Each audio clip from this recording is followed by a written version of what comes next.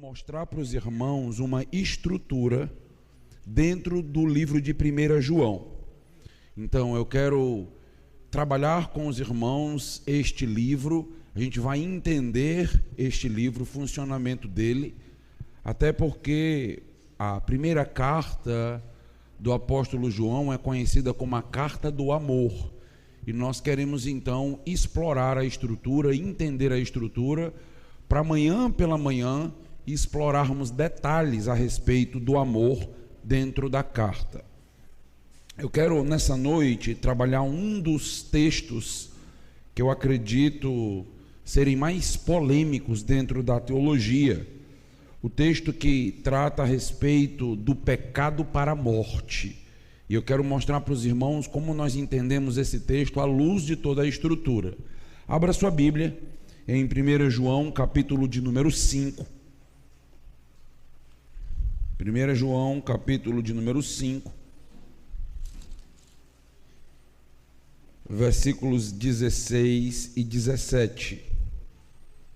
Como eu disse para os irmãos, esse é um texto muito polêmico, que inclusive tem diversas interpretações. Eu vou tentar mostrar para os irmãos como eu compreendo o texto à luz da carta. E depois os irmãos têm bastante tempo, até meia-noite, para ficar conversando sobre teologia, né?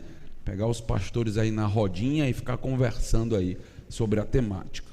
Então, 1 João, capítulo 5, versículos 16 e 17. Diz assim a palavra do nosso Deus: se alguém vê o seu irmão, versículo 16, cometer pecado que não leva à morte, pedirá e Deus dará vida a esse irmão. Isso aos que cometem pecados que não levam à morte. Há pecado que leva à morte, e por esse não digo que se deva pedir. Toda injustiça é pecado, e há pecado que não leva à morte. O que a Bíblia quer dizer com estes pecados para a morte que nós encontramos aqui descritos pelo apóstolo João? Quais seriam esses tais pecados para a morte? Então deixe-me tentar explicar o que João quer dizer à luz da estrutura da própria epístola, tentando interpretar o texto dentro então do seu contexto mais imediato, a própria carta. Então deixe-me começar explicando o que são os pecados não para a morte. Você percebe que o texto trata de duas categorias de pecado: o pecado não para a morte e os pecados que são descritos para a morte. Perceba que este pecado que é descrito como pecado não para a morte, este pecado ele é cometido por crentes, por irmãos. O texto nos fala sobre isso. Se alguém vê o seu irmão cometer pecado que não leva à morte, pedirá e Deus dará vida a esse irmão.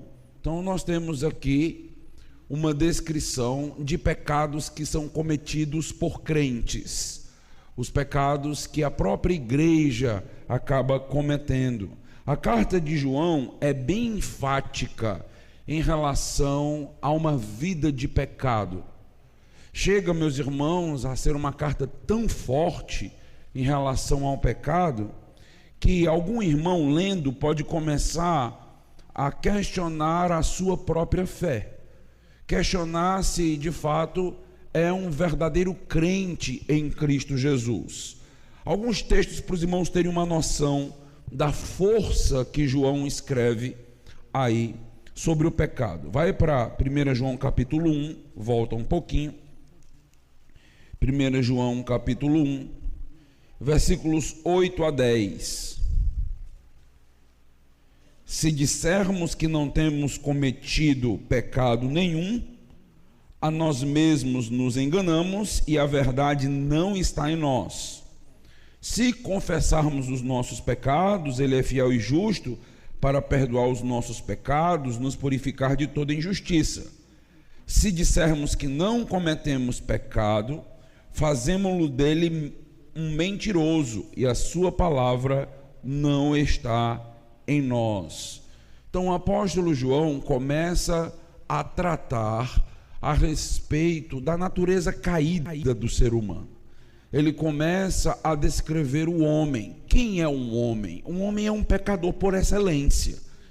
Todo homem comete afrontas e desatinos contra o seu Criador. Naquele período, existe um grupo que é chamado de protognosticismo.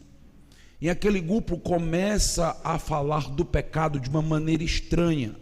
Aquilo que era cometido pelo corpo, imoralidades sexuais ou coisas do tipo, era desconsiderado como pecado, porque o corpo não tinha nenhum valor em relação à alma. E o apóstolo João vai tratar deste grupo em toda a sua essência, em tudo aquilo que eles estão ensinando. E o apóstolo João começa a nos falar a respeito do pecado que jaz na vida do ser humano. Avança um pouco para o capítulo 3.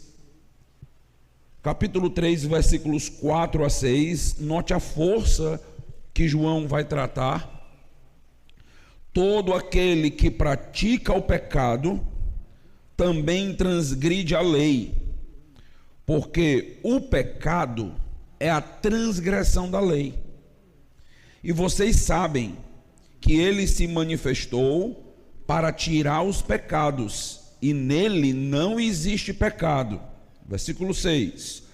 Todo aquele que permanece nele não vive pecando.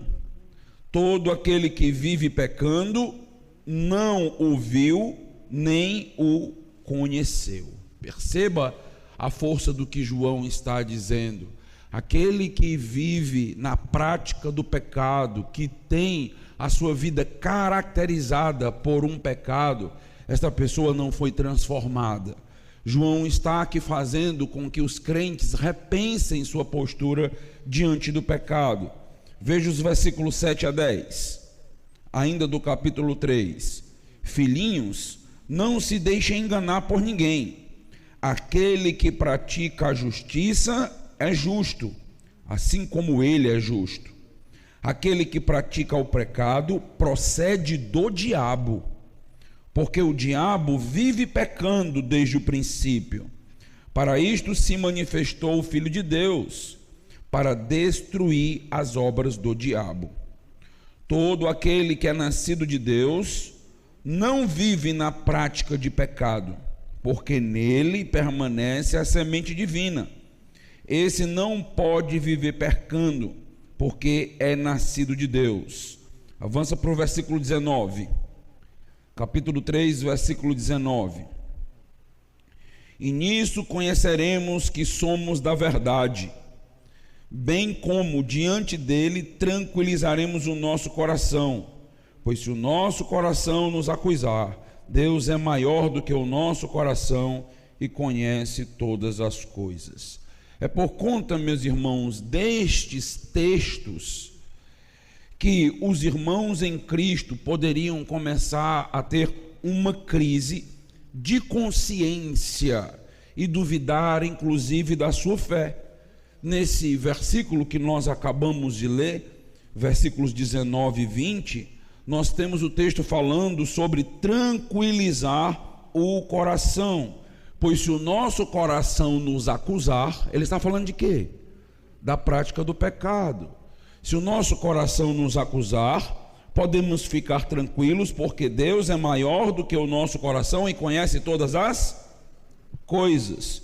Então, João está confrontando aqueles crentes, confrontando aqueles irmãos a respeito de uma vida de santidade, de pureza, usando palavras fortes, impactantes para a igreja, a respeito de uma vida promíscua, de uma vida libertina, de uma vida sem compromisso com Deus. E ao falar sobre a vida caracterizada pelo pecado, Então, alguns daqueles irmãos começariam a ter medo e duvidar da sua própria fé. Por isso que João faz questão de, ao mesmo tempo que caracteriza o pecado, João faz questão de dizer que há uma solução para os crentes. Os crentes não estão completamente perdidos ou escravos desta vida.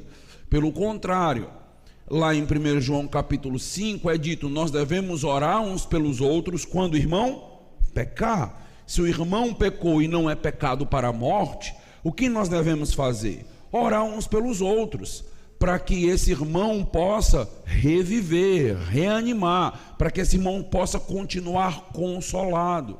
Então há uma grande disputa no texto, se 1 João capítulo 5, quando fala de vida e morte, se ele estaria falando sobre vida física, no sentido de que oramos quando um irmão está doente. Os irmãos lembram, por exemplo, de Tiago, capítulo 5, a oração ali dos irmãos, dos obreiros, falando a respeito de uma oração que traria vida, que traria cura aos enfermos. É um outro texto grandemente debatido. O que significa isso? Se significa uma enfermidade física ou uma enfermidade da alma. Então, um grande desânimo que está acontecendo ali, chama os obreiros, eles chegam, eles oram pelos irmãos e o irmão é curado, é reanimado, é consolado a partir do perdão que ele recebe.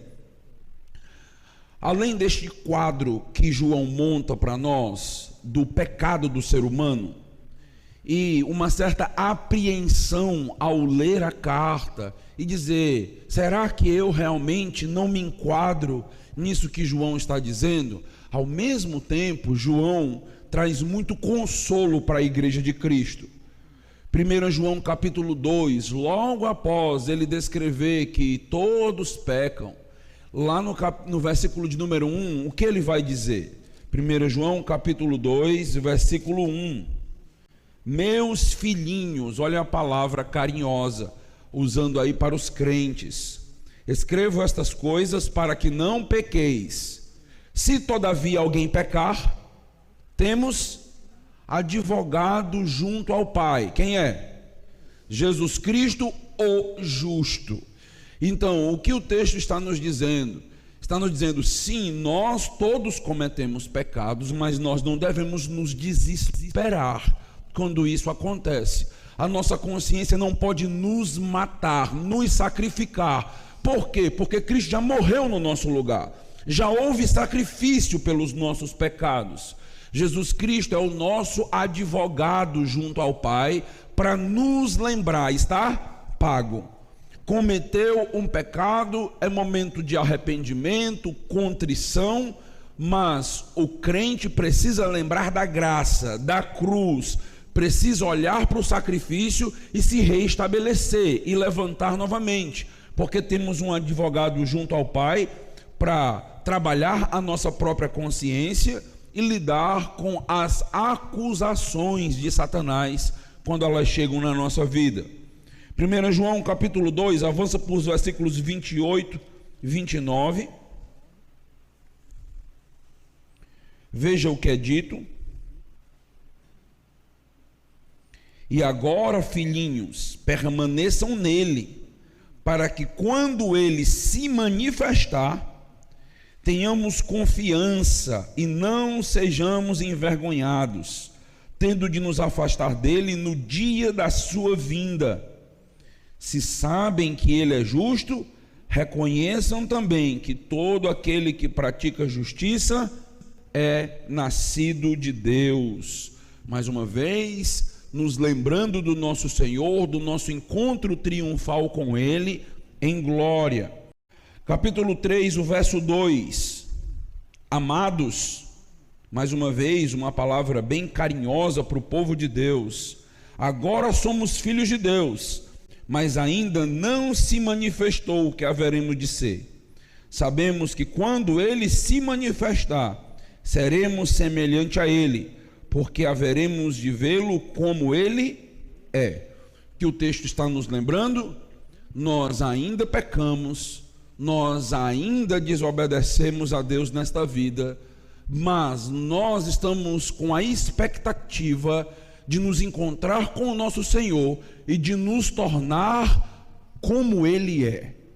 Então a nossa grande expectativa é a nossa glorificação, que é o estágio final da salvação, e ali sim nós não pecaremos mais. Então o apóstolo João, ao mesmo tempo que fala do pecado dos crentes, ele vai nos dizendo: a nossa consciência não pode nos matar, nós temos um advogado para nos defender, nós só deixaremos de pecar na glorificação, no encontro triunfal com o Senhor. Avança para 1 João capítulo 4, versículos 16 a 18.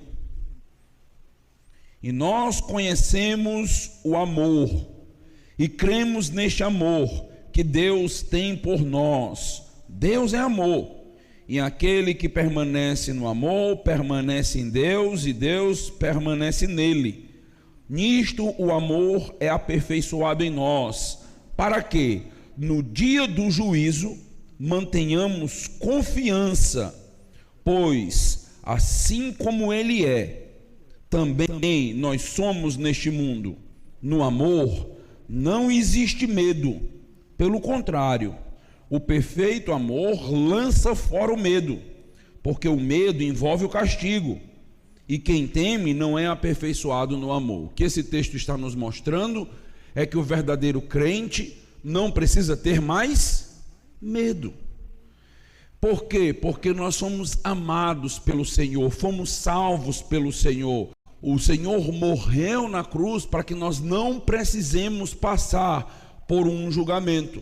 Nesse sentido, João cria dois quadros para nós. O primeiro é o quadro do homem pecador, inclusive o crente, que comete falhas, que comete pecados. O segundo quadro é um quadro de consolo, é um quadro que lança fora o medo do coração do crente, é um quadro que lança fora a angústia, uma consciência perturbada, é um coração pacificado em Cristo pela graça, apesar de ainda cometermos pecados. Nesta vida, nós não atingiremos o patamar de perfeição. Nesta vida nós estaremos nos santificando dia a dia. Nós temos a meta de sermos santos como Deus é santo, é uma meta, mas iremos pouco a pouco sendo aperfeiçoados, como diz Filipenses capítulo 1, versículo 6, até a volta do Senhor Jesus Cristo. A obra que começou em nós ainda não está completa, é preciso ser consumada no retorno do Senhor Jesus Cristo. Nesse sentido, João consola o coração dos crentes, e ele está basicamente dizendo: fiquem tranquilos, o pecado que o crente comete não é para a morte, não é para o juízo, não é para a condenação. Nós iremos nos encontrar com o nosso Senhor em glória. Podemos ter essa esperança, não devemos ter medo de sermos incrédulos porque nós pecamos. Devemos ter no coração toda essa esperança. Oremos uns pelos outros, intercedamos uns pelos outros. Então, em 1 João capítulo 5, nós temos a instrução de que nós devemos estar em intercessão pelas pessoas que estão cometendo pecados, pelos irmãos em Cristo que estão falhando, errando e que precisam de consolo, de oração, precisam da nossa presença. Você deve conseguir perceber o amor de João ao escrever para a igreja.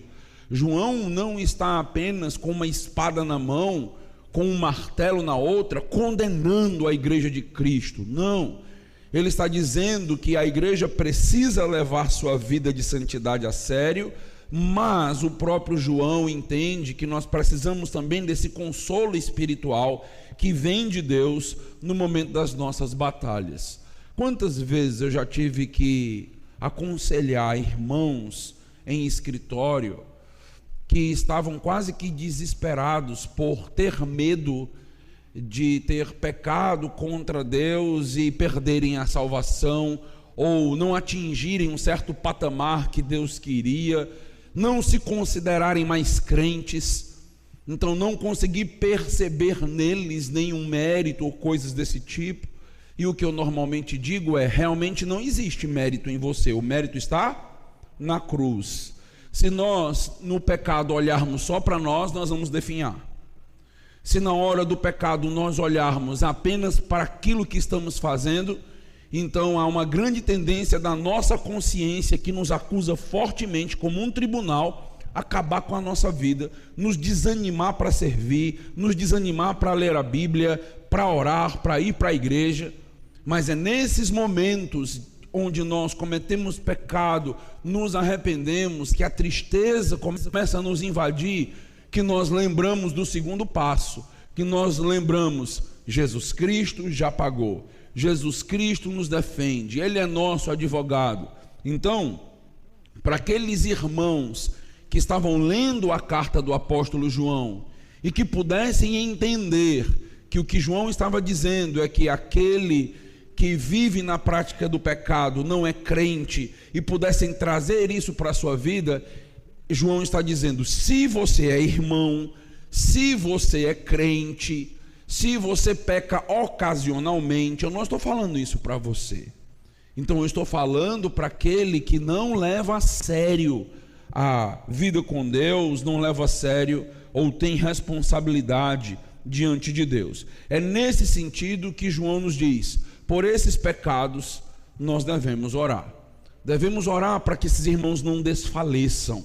Devemos orar para que esses irmãos se animem.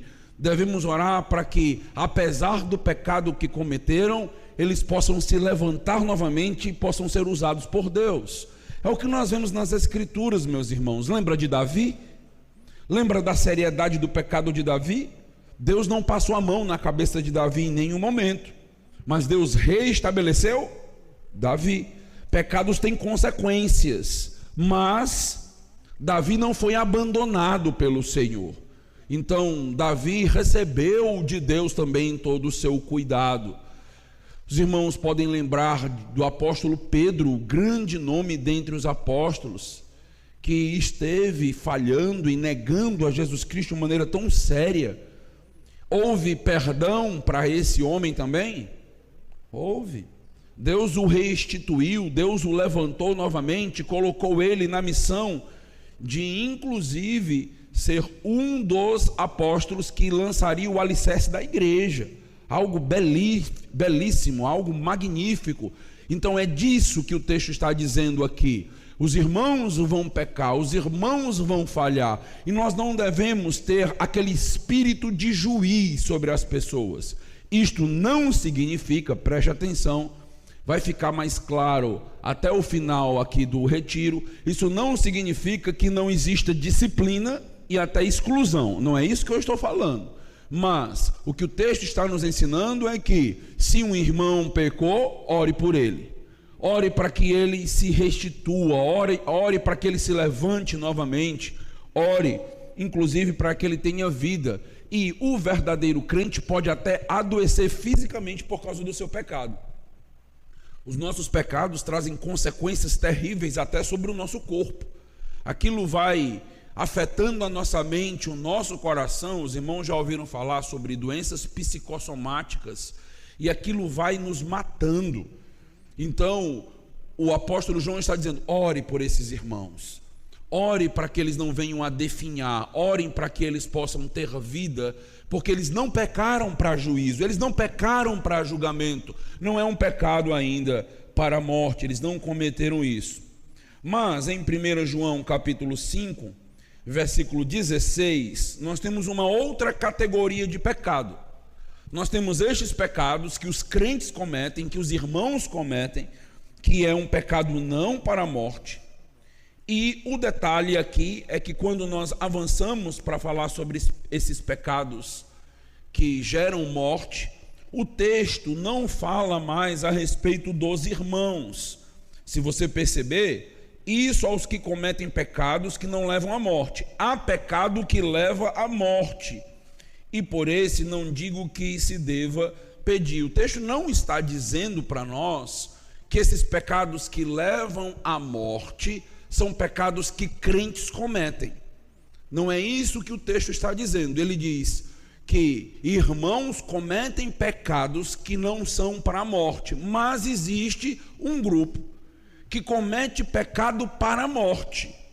Isto é tão grave e tão sério para João, que ele diz: a postura daqueles que pecam no meio da igreja, que é povo de Deus, e se arrepende, a postura da igreja para com eles é uma postura de solidariedade, de complacência, de graça, misericórdia, oração e cuidado.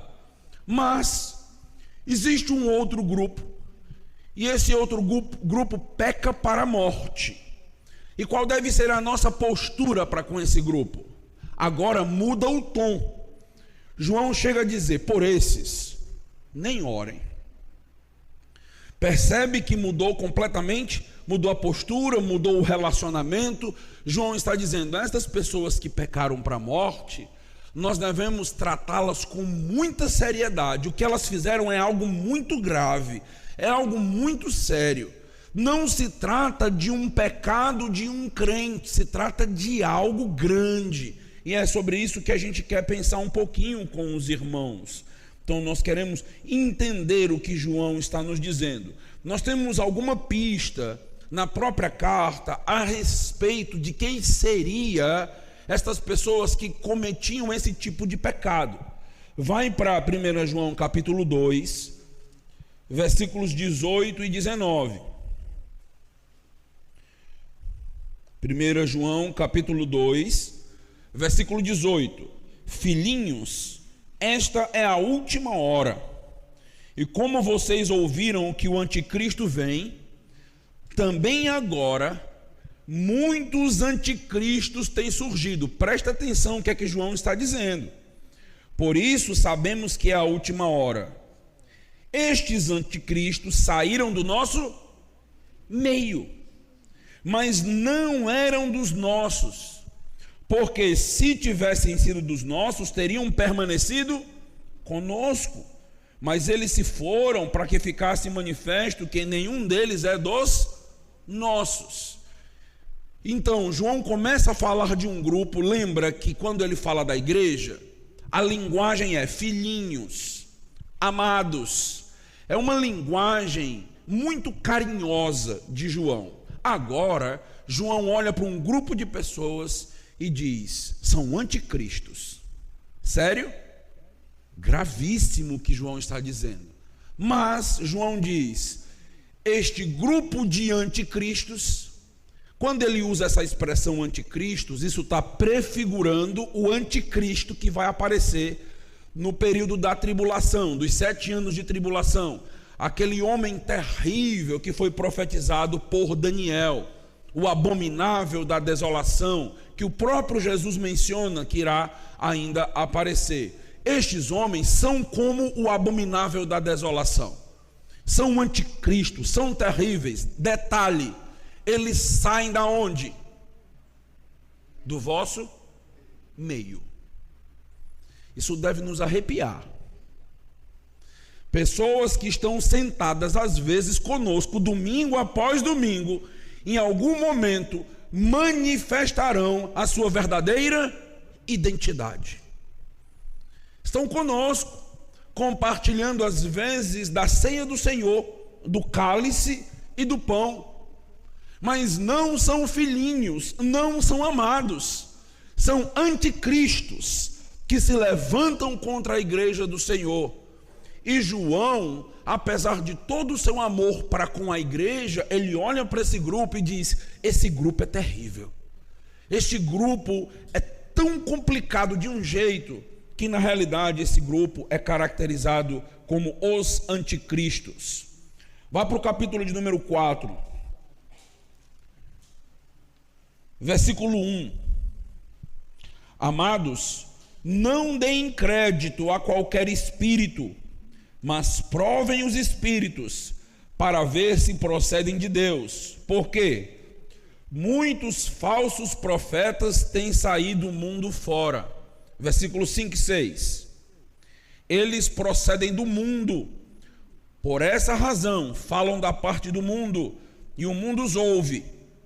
Nós somos de Deus. quem conhece a Deus nos ouve. Quem não é de Deus não nos ouve. Nisto reconhecemos o espírito da verdade e o espírito do erro. Olha o que João vai fazer agora. Nós já vimos que em 1 João capítulo 2, versículos 18 e 19, existe alguns homens no meio da igreja se levantando, mostrando sua identidade, e eles são caracterizados como os anticristos. Não foi isso que nós vimos? Agora, no capítulo 4, João vai falar de um grupo que é caracterizado como a segunda personagem da tribulação. Na tribulação nós temos o anticristo, mas nós temos quem também? O falso profeta. E João vai usar exatamente isso. Existem alguns homens que são falsos profetas no meio da igreja. E ele diz que esses falsos profetas, eles não procedem de Deus. E ele vai nos dizer que eles têm os seus ensinamentos são aceitos e acolhidos pelo mundo, mas João traz um detalhe: os que fazem parte do povo de Deus nos ouvem. Aqueles que não fazem parte do povo de Deus, os anticristos, os falsos profetas, eles não nos ouvem.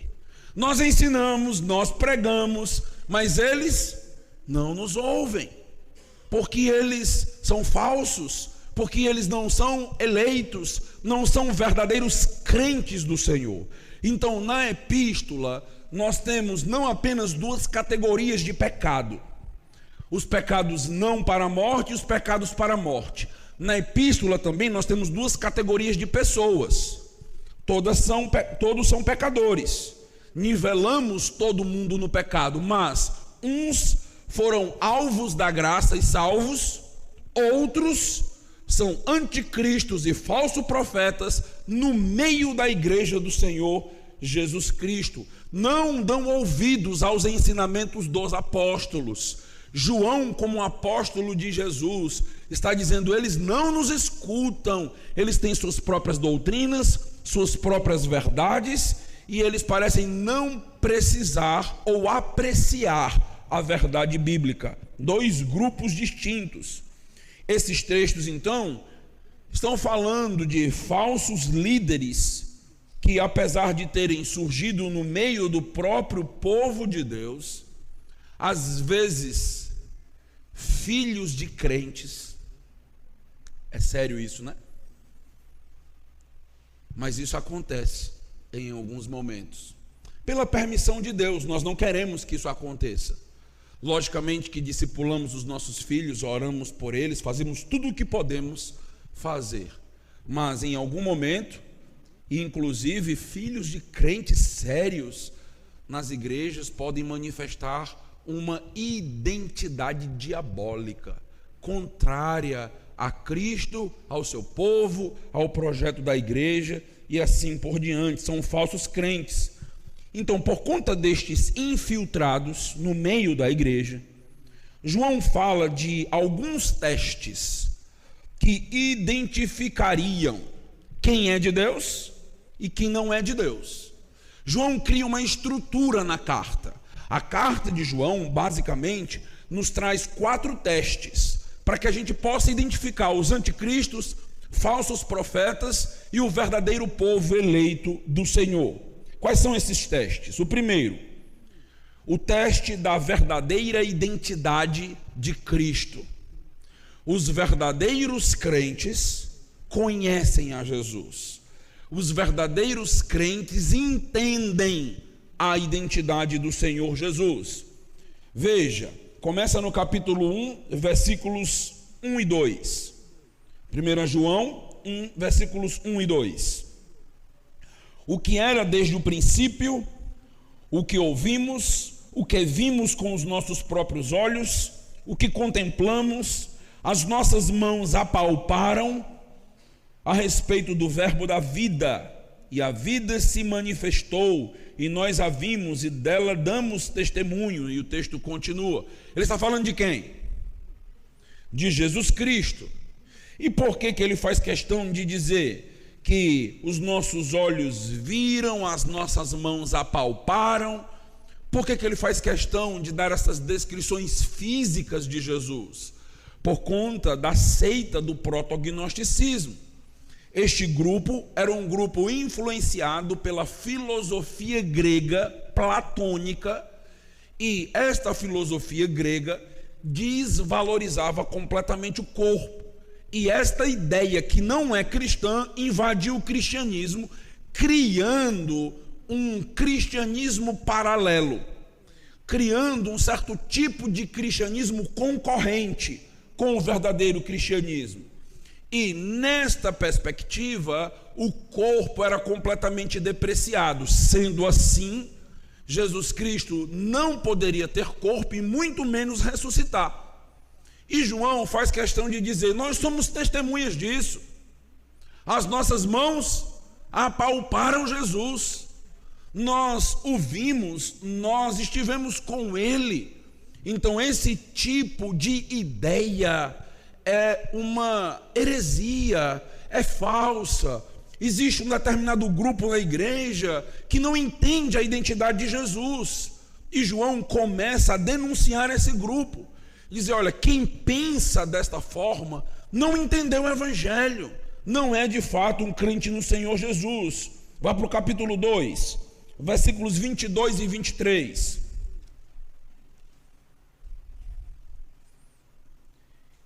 Quem é o mentiroso, senão aquele que nega que Jesus é o Cristo?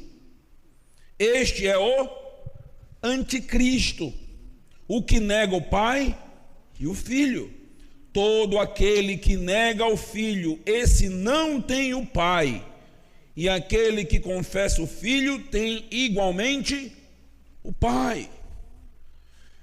João caracteriza agora o espírito do anticristo. Ele diz: o anticristo nega a divindade de Jesus, nega a sua corporeidade e nega a sua divindade, nega que ele é o Filho de Deus, o Messias, e pode até alegar ser um adorador do Deus Pai. Mas se você não tem um filho, você também não tem o Pai. Se você não é testemunha do Filho, você não pode ser testemunha de Jeová, porque você precisa testemunhar o Filho e o Pai. Fora disso, é um entendimento equivocado da pessoa do Senhor Jesus Cristo. Como o texto diz, esse é o espírito do anticristo, negando a divindade de Jesus. Capítulo 4, versículo de 1 a 3. Amados, não deem crédito a qualquer espírito, mas provem os espíritos, para ver se procedem de Deus, porque muitos falsos profetas têm saído do mundo fora. Nisto vocês reconhecem o Espírito de Deus. Todo espírito que confessa que Jesus Cristo veio em carne é de Deus. E todo espírito que não confessa isso a respeito de Jesus não procede de Deus. Pelo contrário, esse é o espírito do anticristo, ao respeito do qual vocês ouviram dizer que viria e que agora já está no mundo.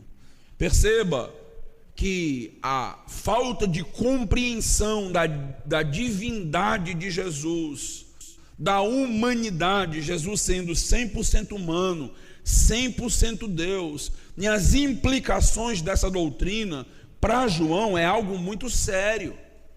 Não tem como alguém ser salvo sem compreender quem é Jesus, negligenciando a humanidade de Jesus e a sua própria divindade. E João está então acusando: este é o espírito dos profetas que saíram pelo mundo, que estão aí divulgando as suas heresias. Capítulo 5, versículo 6 em diante.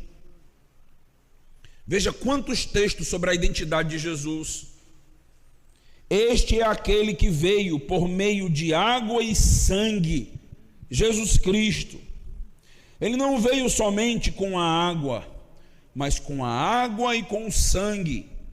e o Espírito é o que dá testemunho, porque o Espírito é a verdade. Pois há três que dão testemunho: o Espírito, a água e o sangue, e os três são unânimes num só propósito. Se aceitamos o testemunho dos homens, o testemunho de Deus é maior, e este é o testemunho de Deus que ele dá a respeito do seu Filho. Aquele que crê no Filho de Deus tem nele esse testemunho. Aquele que não dá crédito a Deus faz de Deus um mentiroso, porque não crê no testemunho que Deus dá a respeito do Filho. Então, a Bíblia está nos dando a identidade do Filho. Está nos dizendo: Jesus veio em carne, Jesus ressuscitou, Jesus é Deus. Mas lembra que nós já vimos na epístola que João diz: estes tais não nos dão ouvidos. Nós ensinamos a respeito de quem é Jesus, mas eles não aceitam a respeito de quem é Jesus. E é nesse sentido que o texto, meus irmãos, nos ensina que não há neles a verdade. Eles emitem a sua verdade, fazendo com que a verdade de Deus seja considerada falsa, mentirosa. Se eles estiverem corretos e certos, quem estará errado? A Bíblia. João, o apóstolo João, que está ensinando o contrário. Então ele está dizendo: existe um grupo na contramão da doutrina, existe um grupo que está completamente contrário a todos os meus ensinamentos. Este grupo é o grupo dos falsos profetas, dos anticristos, dos incrédulos. Nesse sentido, esse é o primeiro teste da carta. O entendimento da pessoa e da identidade de Jesus Cristo, ela é essencial para que alguém possa ser reconhecido como um servo de Deus. Não existe um tema mais importante e relevante para a igreja estudar do que a identidade da pessoa do Senhor Jesus Cristo. Todos precisamos compreender melhor, todos precisamos ser experts em cristologia, entendendo quem é Jesus, entendendo suas implicações. Nós precisamos pedir para os pastores: pastores, nos ensine sobre Cristo.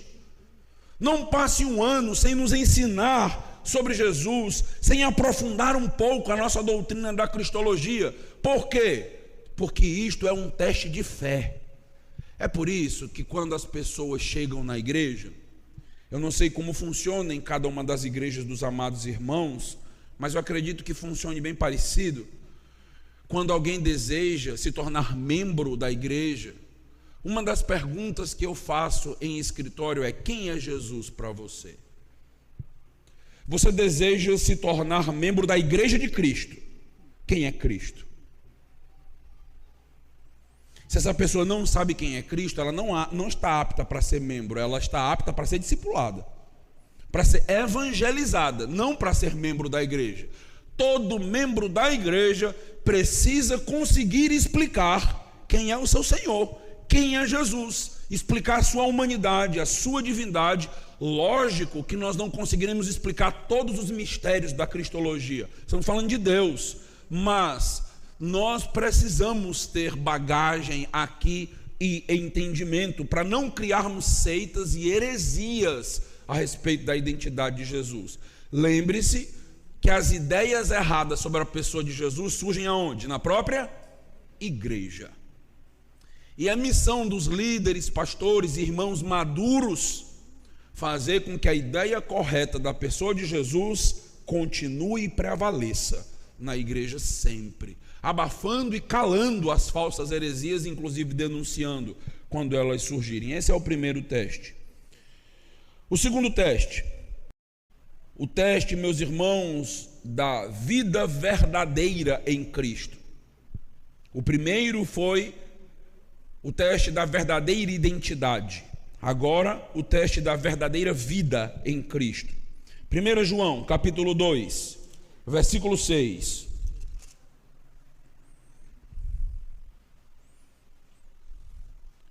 1 João, capítulo 2, versículo 6. Quem diz que permanece nele, falando de Cristo, esse também deve andar assim como ele andou. Então, para que sejamos coerentes, quem diz que está em Cristo precisa evidenciar a vida de Cristo em seus atos, pensamentos, sentimentos. A nossa vida precisa ser condizente com a nossa profissão de fé. É o que João está nos dizendo. Continue. Vá agora para os versículos 15 a 17, ainda do capítulo 2. Não amem o mundo, nem as coisas que há no mundo. Estamos falando sobre amor, né? A conferência é sobre amor. Ame a Jesus, ame o povo de Deus, mas João está dizendo, tem algo que vocês não podem amar. Não amem o mundo, nem as coisas que há no mundo. Se alguém amar o mundo, o amor do Pai não está nele. Porque tudo que há no mundo, os desejos da carne, os desejos dos olhos e a soberba da vida, não procede do Pai, mas procede do mundo. Ora, o mundo passa, bem como os seus desejos, mas aquele que faz a vontade de Deus permanece para sempre. Um texto bem claro sobre amoldarmos a nossa vida a Cristo, vivermos como Ele viveu nesse mundo, e não termos a nossa vida formatada ao mundo, no formato do mundo, como o próprio apóstolo Paulo também nos exortou no livro de Romanos. Se você avança, veja o capítulo 3 agora, versículo 3 em diante. E todo que tem essa esperança, nele purifica a si mesmo, assim como ele é puro. Todo aquele que pratica o pecado também transgride a lei, porque o pecado é a transgressão da lei. E vocês sabem que ele se manifestou para tirar os pecados, e nele não existe pecado. Todo aquele que permanece nele não vive pecando. Todo aquele que vive pecando não o viu nem o conheceu. Filhinhos, não se deixem enganar por ninguém. Aquele que pratica a justiça é justo, assim como ele é justo. Aquele que pratica o pecado procede do diabo. Olha que palavra forte. Porque o diabo vive pecando desde o princípio. Para isto se manifestou o Filho de Deus, para destruir as obras do diabo. Todo aquele que é nascido de Deus não vive na prática de pecado, porque nele permanece a semente divina. Esse não pode viver pecando, porque é nascido de Deus. Nisto são manifestos os filhos de Deus e os filhos do diabo. Todo aquele que não pratica a justiça não procede de Deus, e o mesmo vale para aquele que não ama o seu irmão. Então o texto diz, nós conhecemos os filhos de Deus e os filhos do diabo, e João usa agora mais um adjetivo, mais uma característica: anticristos, falsos profetas, mentirosos, e agora ele chama eles de filhos do diabo, uma coletânea aqui para um grupo de pessoas. Esses filhos do diabo, eles têm a vida deles marcada por falta de seriedade na batalha e na luta contra o pecado. Eles estão vivendo sem se preocupar com as consequências do seu pecado. Eles banalizam o pecado. Eles não acham e não levam a sério o pecado. Não refletem sobre as consequências para a própria vida e para a vida da própria igreja. Então, nesse sentido, João está dizendo, aquele que não leva a sua vida de santidade a sério é filho do diabo. Forte, não é? Mas é isso. Não adianta a gente querer amenizar e pintar algumas passagens de cor de rosa para que as pessoas aceitem ela de maneira mais agradável. É assim mesmo. Eu estou aqui essa noite e eu não tenho nenhum zelo com a minha vida de santidade, eu peco mesmo, eu não estou nem aí. Já que você está dizendo isso, eu também tenho algo para te dizer. Você é filho do diabo, se arrependa, entregue sua vida ao Senhor Jesus Cristo. Porque todo crente tem uma luta interna enorme com o pecado, porque é nascido de novo, temos um novo coração, fomos regenerados, somos uma nova criatura. Não vamos viver em pecado como se nada tivesse acontecido ou acontecendo. O pecado dói, machuca, o pecado até chega a nos adoecer por causa da seriedade dele, por causa da batalha na nossa própria consciência, como João disse. Nesse sentido, este é um teste importante para a igreja do Senhor Jesus. Vida de santidade, uma vida coerente com a sua declaração de fé. Não adianta ter uma excelente teologia nos lábios, ter inclusive uma biblioteca com bons livros indicados pelo meu pastor na minha casa, mas a minha vida não ser condizente com a doutrina que eu creio. João então primeiramente diz: você precisa ter doutrina, você precisa entender quem é Jesus, você precisa disso. Segundo, você precisa ter uma vida condizente com Jesus Cristo, condizente com o que aconteceu na sua vida. Esse é o segundo teste. Aqueles homens na época de João não passavam no primeiro teste, que era o teste da identidade de Jesus, e também não passavam no segundo teste, porque eles entendiam: a carne é matéria, e a matéria não tem nenhum valor, a matéria se dissipa, o que é importante é a alma, então nós podemos fazer o que nós bem queremos com a matéria. E João está dizendo: se vocês fazem isto, vocês não entenderam a seriedade do pecado. Vocês não podem ter nascido de novo e ter uma vida promíscua e de tanta imoralidade. Vocês não são filhos de Deus, vocês são filhos do diabo. Esse é o segundo teste. Terceiro teste, são 4. O teste agora do apego aos mandamentos. 1 João capítulo 2, versículos 3 a 5. 1 João capítulo 2. O apego aos verdadeiros mandamentos. Nisto sabemos que o temos conhecido, se guardamos os seus mandamentos. Aquele que diz: eu o conheço, mas não guarda os seus mandamentos, este é mentiroso, e a verdade não está nele. Mas quem guarda a sua palavra, nele verdadeiramente tem sido aperfeiçoado o amor de Deus. Nisto sabemos que estamos nele. Veja que texto forte. João vai dizer: aquele que me ama, reverberando as palavras do próprio Jesus. Aquele que me ama guarda os meus mandamentos, leva a sério as minhas ordens. Lembra que João já disse: nós ensinamos, mas eles não nos escutam. Nós ensinamos, mas é como se nós não estivéssemos falando nada para ninguém. Continuam exatamente no mesmo ponto, na mesma posição, não há quebrantamento, não há mudança, não há decisão. Eles não obedecem aos mandamentos, não se sujeitam, não se submetem aos mandamentos de Deus. Avance para o capítulo 3, versículo 24. Veja como esta é uma temática que João repete. Capítulo 3, versículo 24. Quem guarda os seus mandamentos permanece em Deus, e Deus permanece nele. E nisto conhecemos que ele permanece em nós, pelo Espírito que nos deu. Fomos agraciados pelo Espírito Santo de Deus.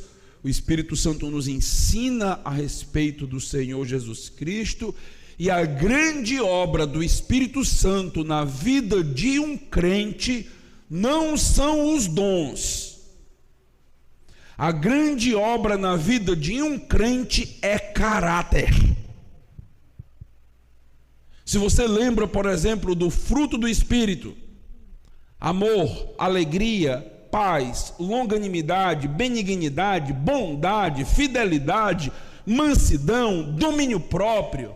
É isto que caracteriza a vida de um crente: caráter. Lembra que quando em 1 Coríntios 12, 13 e 14, o texto fantástico sobre os dons, nós inclusive lemos a passagem hoje pela manhã, quando o apóstolo Paulo quer dar uma ênfase nos dons, ele diz: eis que vos digo, vos revelo o melhor dom. E qual é o melhor dom? O amor, caráter. O que nós vemos, essa frenesi por os dons místicos acontecendo, deveria nos chamar a atenção, porque as pessoas não estão buscando ter uma vida santa, as pessoas não estão buscando ter um caráter moldado, não estão buscando santidade em sua casa, no relacionamento com a sua esposa, com os seus filhos, no seu trabalho, estão buscando apenas manifestações sobrenaturais. E as manifestações sobrenaturais também podem ser feitas pelo inimigo e são enganosas. Neste sentido, o teste que João está levantando é vida santa, caráter. Você não vai ser perfeito, você vai falhar, vai errar. Por isso nós temos um advogado junto ao Pai. Mas você também não vai banalizar a vida de santidade. Você realmente vai buscar com toda a sua força ser um crente responsável e sério na verdadeira vida com Deus. Então, o apego aos mandamentos. Capítulo 5 agora, versículos 2 e 3. Nisto sabemos que amamos os filhos de Deus, quando amamos a Deus e fazemos o quê? Praticamos os seus mandamentos. Porque este é o amor de Deus, que guardemos os seus mandamentos, e os seus mandamentos não são penosos. Que texto! Eu gosto de dizer assim, marca esse texto com 3 canetas de cores diferentes aí. Vida cristã. E aí quando nós começamos a falar do que Deus requer de nós, falamos tão vitimizado: eu tenho que viver assim, e será que isso é uma vida boa mesmo? Com algumas regras, com alguns limites. Meus irmãos, quem questionou os limites que Deus impôs foi Satanás, lá no Éden. Foi o primeiro a dizer: não pode nada aqui, vocês não podem nem comer desta árvore. Que Deus bom é esse? Para nós, povo de Deus, os mandamentos do Senhor não são penosos. Nós não fazemos como se fosse um fardo, uma carga para nós. Eu preciso ser um crente. Eu preciso ler a Bíblia. Eu preciso congregar. Que fardo Deus colocou nas minhas costas. Se você está carregando esse fardo, se sinta liberto em nome de Jesus. Porque esse fardo não é para estar aí. Não é: eu tenho que dar dízimo mesmo, eu tenho que ofertar na igreja, meu Deus, a minha mão não abre, que dificuldade, que luta, eu tenho que fazer missões. Rapaz, os mandamentos do Senhor não são penosos. Os mandamentos do Senhor para o povo de Deus é uma bênção. Nós entendemos que os limites do Senhor são protetivos. Deus não está nos privando de lazer e prazer. Deus não está nos encurralando. Deus está colocando cercas ao nosso redor, por amor, zelo e cuidado. E alguns limites são necessários em nossas vidas, porque senão nós nos perdemos. E esses limites colocados por Deus é uma manifestação do amor dele por nós. Então cuidado com a maneira que você vê os mandamentos do Senhor. Cuidado com as maneiras que você olha para aquilo que Deus nos ordenou fazer. Somos privilegiados e os mandamentos do Senhor precisam ser vistos por nós e ser seguidos e praticados com alegria. Se você não tem conseguido fazer isso, ore a Deus. Peça ao Senhor: Senhor, eu quero viver o que as Escrituras estão dizendo, sem esse peso, sem esse fardo. Me livra, me torna um crente mais leve. Eu quero fazer com alegria, porque são as ordens do meu Senhor. Romanos 6 nos diz que antes nós tínhamos um outro Senhor. Nós éramos escravos do pecado, fomos libertos, e agora temos um outro Senhor, um Senhor bondoso, que entregou a sua vida na cruz por nós. Será que é muito obedecer os seus mandamentos? Será que é custoso demais para nós obedecer aquele que nos deu a vida eterna, derramando o seu sangue na cruz? Será que Deus está pedindo demais de nós, demais do seu povo? João diz: este é um teste para saber quem é um verdadeiro crente. Aquele que é um verdadeiro crente, ele segue, pratica e ama os mandamentos do Senhor. Ele entende que os mandamentos do Senhor, eles irão abençoar a nossa vida. Lembra do Salmo 119, 105? Luz para os meus pés e lâmpada para os meus caminhos é a tua palavra, Senhor. Vai nos direcionar, vai nos guiar, vai nos abençoar. Então nós não podemos enxergar com tanto fardo. E o último teste, para a gente encerrar, e eu vou desenvolvê-lo melhor amanhã pela manhã, eu quero só mencionar. O último teste é o teste do verdadeiro amor. Lembra que no livro tem o falso amor, amar o mundo. Agora nós temos o verdadeiro amor, e João vai falar muito desse verdadeiro amor. 1 João capítulo 2, versículo 9.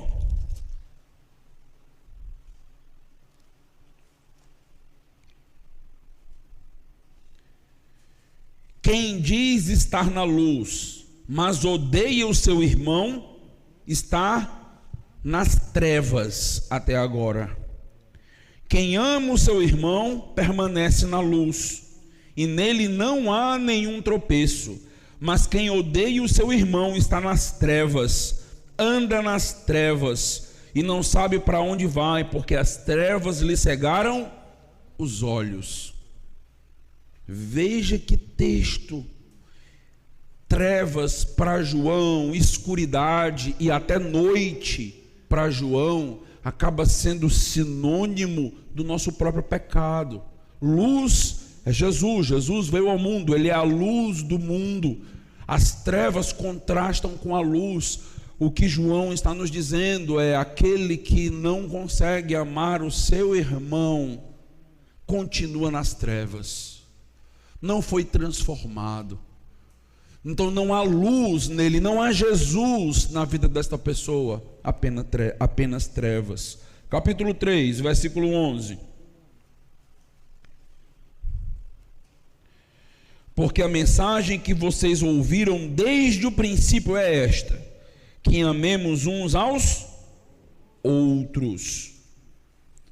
Não sejamos como Caim, que era do maligno e matou o seu irmão. E por que o matou? Porque as suas obras eram más e as de seu irmão eram justas. Mais uma designação para um grupo de pessoas: anticristos, falsos profetas, mentirosos, filhos do diabo, e agora são do maligno, como Caim, descendência de Caim. Isso é muito rico na teologia. A descendência de Caim é a descendência maligna. E aquele que se levanta contra seus irmãos para fazer o mal é descendência de Caim. É o que o texto está dizendo. Versículo 13. Irmãos, não se admirem se o mundo odeia vocês. Nós sabemos que já passamos da morte para a vida porque amamos os irmãos. Quem não ama permanece na morte. Todo aquele que odeia o seu irmão é assassino. E vocês sabem que todo assassino não tem a vida eterna permanente em si. E o texto continua aí com toda a descrição. Versículo de número 23. E o seu mandamento é este: que creiamos no nome do seu Filho Jesus Cristo e nos amemos uns aos outros, segundo o mandamento que nos ordenou. Nós temos uma ordem, nós temos um mandamento para amarmos uns aos outros. Capítulo 4, versículo 7.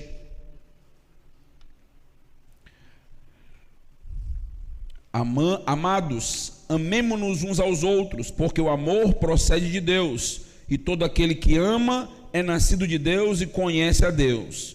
Quem não ama não conhece a Deus, pois Deus é amor. Versículos 11 e 12. Amados, se Deus nos amou de tal maneira, nós também devemos amar uns aos outros. Nunca ninguém viu a Deus. Se amarmos uns aos outros, Deus permanece em nós e o seu amor é em nós aperfeiçoado. Nós temos, meus irmãos, versículo 20 e 21.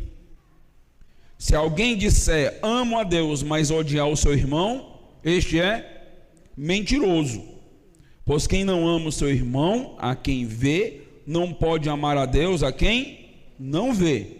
E o mandamento que dele temos é este: quem ama a Deus, que ame também o seu irmão. Nós temos aqui o quarto teste. Amanhã eu vou desenvolver esses textos. Pela manhã a gente vai ver mais detalhes sobre esse amor. Como esse amor ao irmão deve se manifestar. E o texto, inclusive, ele é bem específico sobre a forma desse amor se manifestar. Amanhã a gente vai ver isso. O que eu quero notar com os irmãos é que este é o quarto teste na carta de João. O teste do amor ao povo de Deus, amor aos irmãos. Se amamos a Deus, iremos amar o povo de Deus, iremos amar os irmãos. Então, é a partir desses quatro testes, incluindo aqui o amor, que é o grande destaque da nossa conferência, que reconhecemos o verdadeiro povo de Deus. Nós poderíamos até dizer assim: o povo de Deus é o povo do amor. Amor por Deus e amor ao próximo, amor uns pelos outros. Pastor, e o pecado para a morte?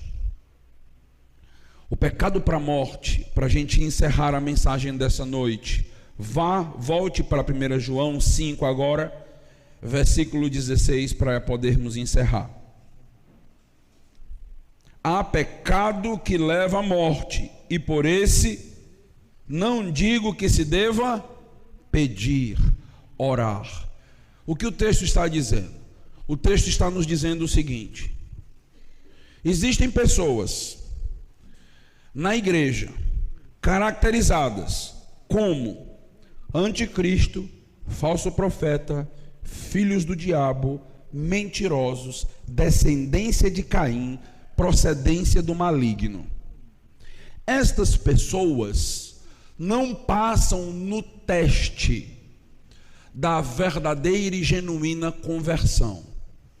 Ou seja, não os tratemos como nós tratamos os irmãos.